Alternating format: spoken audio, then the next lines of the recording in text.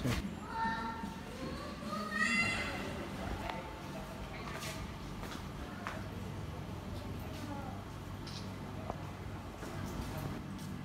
pelayanan kesehatan di RSUD Kabupaten Bintan sudah kembali normal. Sebelumnya kita sempat ICU kita sempat ditutup sementara dikarenakan memang kita mendahulukan IGD, gitu ya. Jadi kita juga pasti jaga kesehatan tim kita ya, karena kan terkait dengan info yang dokter-dokter kita ada yang kena. Itu dokter yang insip, artinya yang insip. Tapi kan tetap itu adalah bagian dari kita ya. Mereka juga membantu pelayanan kita. Jadi tenaga yang kita mencukupkan tenaga yang ada di IGD, gitu. Sehingga akhirnya pelayanan yang emergensi kita masih tetap bisa lakukan, gitu. Akhirnya kita memutuskan mendahulukan yang memang cukup emergensi nih, cukup penting.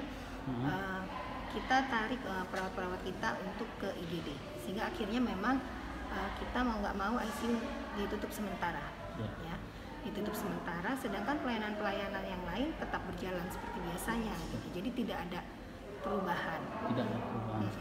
Memang kita melakukan berbagai usaha lah supaya kondisi COVID ini tidak menyebar di lingkungan kerja kita ya. Jadi pekerja kesehatan kita juga kita screening. Jika ada kontak langsung, contohnya dengan dokter yang kena atau perawat yang kena atau apapun lah yang kita curigai, kira-kira mereka ada kontak erat dengan penderita COVID, kita lakukan screening. Jika memang ternyata dari screening kita jumpai memang kemungkinan besar mereka bisa saja menderita COVID, langsung dilakukan isolasi mandiri. Oleh karena itu memang karena usaha itulah kita akhirnya salah satunya menutup ICU dan menarik tenaga kita untuk ke tempat-tempat yang emergensi. Jadi jangan sampai kita tidak melayani masyarakat nih di tengah kondisi COVID yang saat ini. Gitu ya. Kalau untuk jumlah pasien sendiri sih awal-awal ketika info ada tenaga kesehatan yang memang terkena sempat mengalami penurunan. Tapi itu hanya beberapa hari sih. Kita kan juga di media sosial biasa kita keluarkan info-info bagaimana masyarakat menjaga kesehatannya. Lalu di rumah sakit sendiri juga kita tetap anjurkan nggak boleh tuh masuk ke rumah sakit tanpa memakai masker. Ya tetap memakai masker, tetap jaga jarak untuk mencegah lah ya, jangan sampai tersebar COVID-nya di rumah sakit. Gitu. Untuk poli umumnya yang biasa misalnya berapa persen kurangnya sejak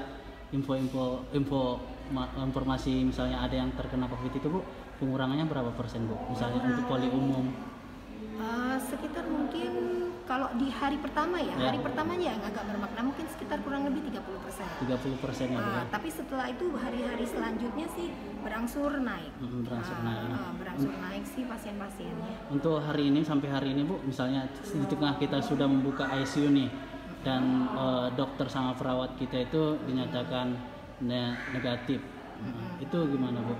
Udah ada peningkatan misalnya masyarakat yang berobat dan tidak ada kekhawatiran lagi gimana Bu? Sudah sih ada peningkatan, sudah kembali normal malah kelihatannya ya.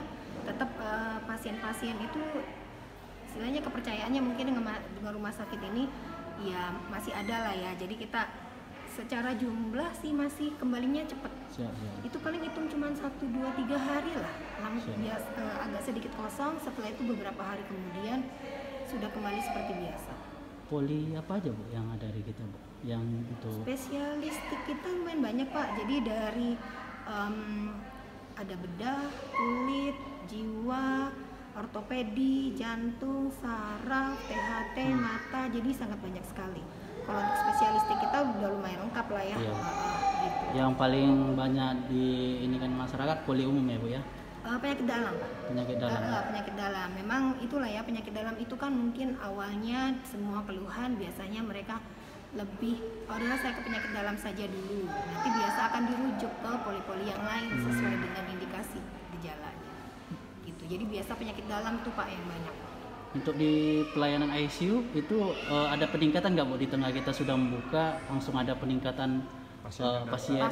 Oh enggak sih. belum ada peningkatan. Jadi sejak dia dibuka memang sudah melayani 1 pasien. Iya, Bu. Ya, sudah ada pasien-pasien yang masuk. Untuk saat ini kondisinya kosong. Kosong ya.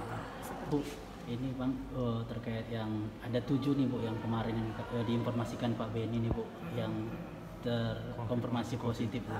Untuk saat ini kondisinya gimana Bu? Apakah sudah bisa beraktivitas untuk bekerja atau gimana Bu? Saat ini yang terkonfirmasi 7 itu kan kita lakukan isolasi ya. Isolasi. Jadi isolasi mandiri. Jadi sampai sekarang masih isolasi mandiri kalau swabnya masih tidak dinyatakan negatif. Jadi masih diisolasi mandiri. Dari 7 yang terkonfirmasi positif itu 1 sudah kembali aktivitas seperti biasa. Ya, yang lainnya ini sebenarnya masih diisolasi ya, jadi masih di karantina. Beberapa ada di RSUP, beberapa ada di rumah singgah. Tapi sudah tidak ada gejala sama sekali. Sudah tidak ada gejala. Jadi ada 1 juga yang sudah dinyatakan negatif, tapi masih menunggu masa isolasi. Jadi kan kita tetap harus menyelesaikan masa isolasi yang baru bisa aktif. Yang 1 ini itu yang perawat atau Yang bagian perawat, lain? yang Perawat. perawat. Kalau yang dokter? Dokter udah 1 kembali lagi ke aktivitas biasa. Kalau yang dokter ya, yang 2-nya masih di karantina. Kan kita 3 dokter. 3 dokter. Jadi 1 sudah oke, sudah kembali lagi ke aktivitas biasa, yang 2 masih di karantina tanpa ada gejala. Jadi yang ada di kita ini rata-rata tidak ada gejala apa-apa. Tidak ada gejala apa-apa. Tapi masih tetap mengikuti prosedur yang ada lah ya, supaya kan nggak kena nyebarin yang ke lain-lain juga. Untuk isolasinya di mana Bu? Di RSUP. RSUP Di ya. RSUP dan rumah singgah.